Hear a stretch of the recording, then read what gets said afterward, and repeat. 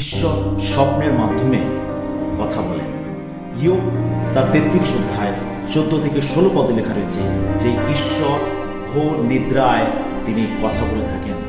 ঈশ্বর আব্রাহামের সঙ্গে ঘোর নিদ্রায় স্বপ্নের মাধ্যমে চুক্তি করেছিলেন।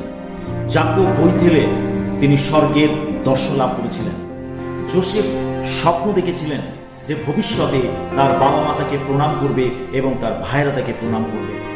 যোসেফ যখন মরিয়মকে স্ত্রী রূপে গ্রহণ করতে অস্বীকার করতে চাইছিলেন, তখন গাব্রিয়েল দূত স্বপ্নের মাধ্যমে যোসেফকে দর্শন দিয়েছিলেন। পিলাতের স্ত্রী স্বপ্নের মাধ্যমে যিশু সম্বন্ধে অনেক কষ্ট পেয়েছিলেন। স্বপ্ন দেখা পবিত্র আত্মার একটি বরদান।